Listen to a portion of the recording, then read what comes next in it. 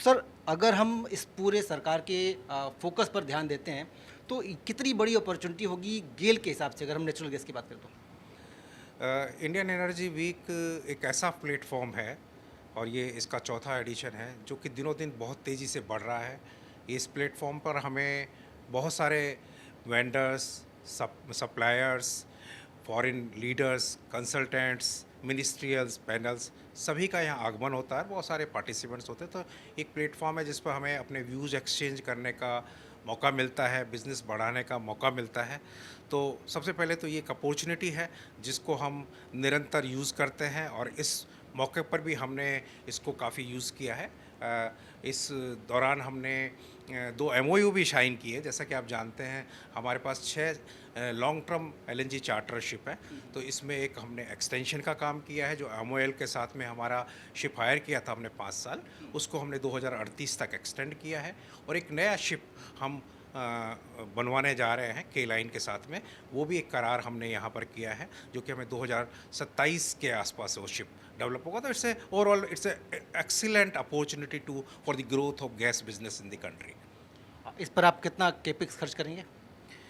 जो हमारा ship building का काम है वो करीब, अगर आप देखें, मोटा मोटा 200 से 250 मिलियन डॉलर के आसपास जो नया शिप की बात करें उसमें पैसा लगता है। और हम इसमें चूँकि जॉइंट वेंचर में काम कर रहे हैं के लाइन के साथ में, तो 43% हमारा अपना इक्विटी स्टेक होगा। सर, जिस तरीके से पूरा ग्लोबल टर्मोइल है, बहुत सारी चीज़ों पे लगातार बातचीत हो रही है, एनर्जी सिक्योरिटी को लेकर, टैरिफ्स को लेकर।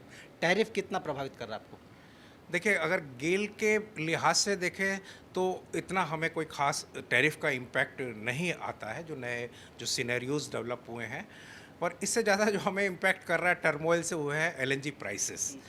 जैसा कि हमने रिसेंटली देखा, LNG prices, particularly US LNG prices have significantly gone up.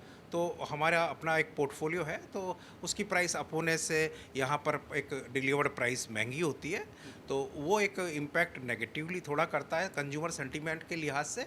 लेकिन उसका विपरीत अगर क्रूड लिंक्ड कॉन्ट्रैक्ट देखें, तो पिछले कुछ दिनों में क्रूड की प्राइस काफ़ी सॉफन हुई है, तो उसमें कस्टमर्स को काफ़ी सिग्निफिकेंटली प्राइस रिडक्शन मिला है। तो overall tariff does not impact, बहुत ज़्यादा फ़र्क नहीं पड़ता है, पर गैस प्राइस, क्रूड और एलएनजी प्राइस का तो हमें इम्पैक्ट आता है। तो क्या आपने एलएनजी सोर्सिंग को लेके भी कोई डाइवर्सिफिकेशन का प्लान किया है? देखिए, गेल हमेशा से एलएनजी चीपेस्ट सोर्सिंग के लिए प्रयासरत है। और आपको ये जानकर खुशी होगी कि हमारा जो एलएनजी पोर्टफोलियो है 16.5 मिलियन टन है। हम देश के सबसे बड़े, न केवल देश के सबसे बड़े इंपोर्टर हैं, बट विश्व में भी हम बहुत बड़े एक प्लेयर हैं एलएनजी इंपोर्ट के लिए।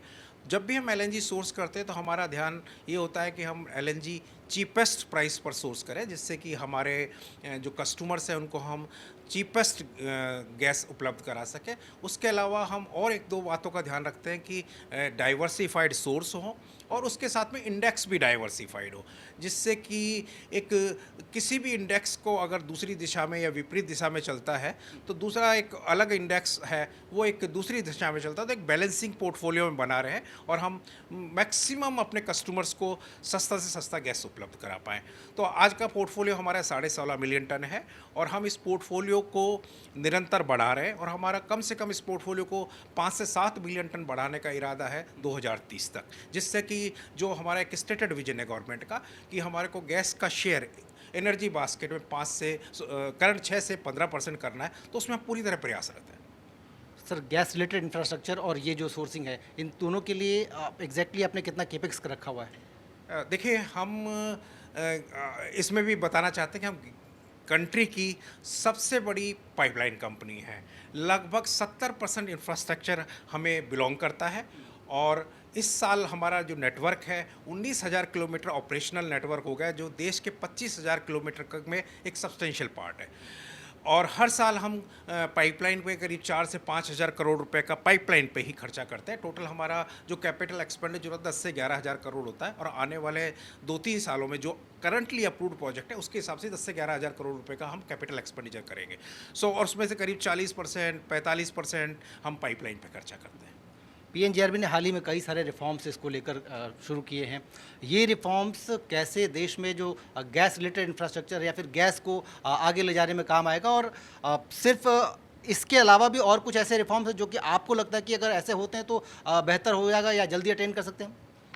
देखिए, बहुत पॉजिटिव डेवलपमेंट है। पीएनजीआरबी ने एक तो यूनिफाइड टैरिफ के मामले में 2 ज़ोन बनाए। इससे जो हमारे सिटी गैस कंपनीज विशेषकर हैं उनको ज़ोन 1 टैरिफ लगेगा और ये एक बहुत उभरता हुआ सेक्टर है। तो इससे गैस के डेवलपमेंट में, गैस सेक्टर के डेवलपमेंट में बहुत योगदान मिलेगा और अल्टीमेटली हम 1 कंट्री 1 टैरिफ की तरफ धीरे धीरे प्रोग्रेस कर रहे हैं। पहले 3 से ज़्यादा जोन भी होते थे, फिर 3 जोन हुए, अब 2 जोन हुए, तो एक ही अच्छा रिफॉर्म है। कुछ और रिफॉर्म उन्होंने टैरिफ के संदर्भ में किए, जैसे कि अगर 75% से ज़्यादा पाइपलाइन का यूटिलाइजेशन होता है, तो जितना ज़्यादा यूटिलाइजेशन होता है 50% का रेवेन्यू जो ट्रांसपोर्टर है वो रिटेन कर सकता है, 50% पास ऑन कर सकता है। तो ये एक अच्छा रिफॉर्म है और रिसेंटली उन्होंने हमारा एक टैरिफ भी अप्रूव किया है। तो इसके बारे में बताना चाहूँगा कि हमारा टैरिफ, पिछला टैरिफ 1 अप्रैल 2023 से एप्लीकेबल था, जो अप्रूवल हुआ था और नियमित रूप से 5 साल बाद हमारा टैरिफ ड्यू होता है 2028 में। लेकिन उसमें कुछ टैरिफ में मॉडरेशंस हुए थे, जिनके लिए हमने पीएनजीआरबी में अपील की थी कि हमारे ये मॉडरेशंस को थोड़ा देखा जाए। तो जब हमने वो उनको सबमिट किया था तो एक अपील दी थी, लेकिन बीच में फिर ये आया कि मेंबर लीगल नहीं है, तो इस प्रोसेस में हमसे एक टैरिफ को दोबारा सबमिशन किया गया। तो रिसेंटली पीएनजीआरबी ने हमारा एक टैरिफ अप्रूव किया है और उसमें करीब 12% का टैरिफ हमारा इंक्रीज़ हुआ है। तो हमारे रेवेन्यू करीब 1200 से 1300 करोड़ के आसपास इससे इंक्रीज़ होगा। लेकिन ये टैरिफ एक इंटरिम टैरिफ के रूप में अप्रूव किया है। यानी कि इसका मतलब ये है कि पीएनजीआरबी ने एक इंटरिम राहत दी है और रेगुलर जो टैरिफ हमारा 2028 में अप्रूव होना था वो होगा। लेकिन इसमें कुछ एक मॉडरेशंस हैं, जो मॉडरेशंस हमारे विचार में रेगुलेटरी जो चेंजेज आए हैं उनको कंसिडर करना चाहिए था, लेकिन वो नहीं किए गए। जैसा मैंने अभी कुछ देर पहले आपको बता रहा था कि 75% के बियॉन्ड अगर आप वॉल्यूम कंसिडर करते हैं तो 50% उसको ट्रांसपोर्टर को रिटेन करना होता है, वो हमें अनफॉर्चुनेटली नहीं दिया गया। एक दूसरा ट्रांसमिशन लॉस का था, जिसमें ट्रांसमिशन लॉस जो वॉल्यूम कंसिडर होता है उसका सर्टेन परसेंटेज हमें ट्रांसमिशन लॉस मिलता है। तो हमारे विचार में even as a interim relief ये देना चाहिए था, तो वो हमें नहीं मिला। तो इसके लिए भी हमने पीएनजीआरबी में एक अपील दायर की है कि हमारी ये को कंसिडर किया जाए। लेकिन अगर टैरिफ 28 में भी अप्रूव होता है तो एज ए ट्रांसपोर्टर हमारा कोई इतना बड़ा कंसर्न इसलिए नहीं आता कि जब भी टैरिफ अप्रूव होगा फाइनल, तो उसमें नेट प्रेजेंट वैल्यू बेसिस में, यानी कि इंटरेस्ट को कंसिडर करते हुए उसको हमें और अधिक टैरिफ मिलेगा। तो हम एक्सपेक्ट करते हैं कि हमारा ये इंटरिम जो है जो टैरिफ है उसमें जो कुछ मॉडरेशंस हुए, इसको पीएनजीआरबी में जो अपील हमने डाली है वो कंसिडर हो जाएंगे और बाकी चीज़ें जैसा ड्यू कोर्स में चलता रहेगा। सर, गैस ब्लेंडिंग पर भी प्रोजेक्ट काम कर रहे हैं, सरकार काम कर रही है।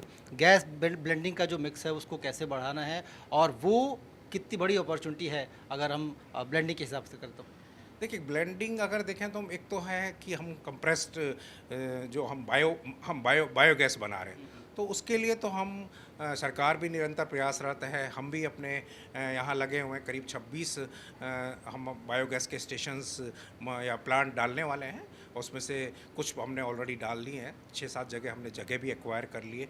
तो मुझे लगता है कि ये एक पेस पकड़ेगा और काफ़ी इसका एक परसेंटेज, सर्टेन परसेंटेज हमारी नेचुरल गैस में इसको हेल्प मिलेगा, क्योंकि हम जैसा जानते हैं हमारी बायोगैस पे खर्च कितना करेंगे हम? एक प्लांट में डिपेंडिंग ऑन कैपेसिटी 25 से 30 करोड़ रुपए के आसपास शुरू में हमारा खर्चा हुआ था जब हमने रांची प्लांट लगाया था। लेकिन अभी हम बड़ी कैपेसिटी के प्लांट लगा रहे हैं तो करीब 100 crore, 125 crore, depending locations, capex, the capacity, उतना खर्चा। मतलब मोटे तौर पे समझिए 2500 करोड़। 2500 करोड़ आप मान सकते हैं। दूसरा ब्लेंडिंग का एक और था हाइड्रोजन ब्लेंडिंग। तो हम देश की पहली कंपनी है जिन्होंने हाइड्रोजन को भी ब्लेंडिंग करने का कार्य शुरू किया था, ये देखने के लिए कि हाइड्रोजन अगर गैस के साथ मिक्स करते हैं तो उसका पाइपलाइन की मेटेरोलॉजी पे क्या असर आता है। तो हमने करीब 5% बाई वॉल्यूम तक किया था और उसकी हम स्टडी कर रहे हैं कि क्योंकि आने वाला फ्यूचर जो है फॉसिल फ्यूल से हटकर है।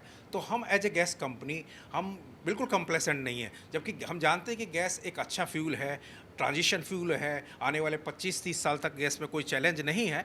लेकिन हम अपने आप को फ्यूचर रेडी भी करना चाहते हैं। फ्यूचर रेडी का मतलब ये कि जो अल्टरनेटिव फ्यूल्स है, लाइक हाइड्रोजन है या हमने अभी बायोगैस का बात किया, इस सभी में या रिन्यूएबल एनर्जी है, सोलर है, विंड है, इसमें हम पूरी तरह प्रयासरत हैं। तो ये जो ग्रीन इनिशिएटिव्स हैं ये किस तरह से आगे बढ़ा रहे हैं आप और अगले 5 साल का यहाँ से क्या प्लान है? देखिए, हमें आपको बताते हुए बड़ा हर्ष है कि पहले हमारा नेट ज़ीरो का टारगेट जो कंपनी का था 2040 था। फिर हमने इसको प्रीपोन करके 2035 तक किया, 5 साल, यानी कि आज से 10 साल में हो जाएंगे। और इसमें हम करीब करीब 35,000 करोड़ रुपए का खर्चा करेंगे और उस ग्रीन इनिशिएटिव में हम ये सारे काम करेंगे। हम रिन्यूएबल एनर्जी का काम करेंगे, हम बायोगैस प्लांट डालेंगे, राइट, हम इलेक्ट्रिक ड्राइव पे जाएंगे जो हमारी गैस ड्राइव्स हैं, तो ये सब हम काम करेंगे। और मेरे को लगता है कि ये ग्रीन इनिशिएटिव जो हमारे कंट्री का भी एक गोल है, 2070 तक हमें बिल्कुल नेट जीरो होना है, तो हम उसमें पूरी तरह शामिल हैं और तैयार हैं। बहुत बहुत धन्यवाद सबसे बात करके, बहुत बहुत शुभकामना आपको ग्रीन। Thank you.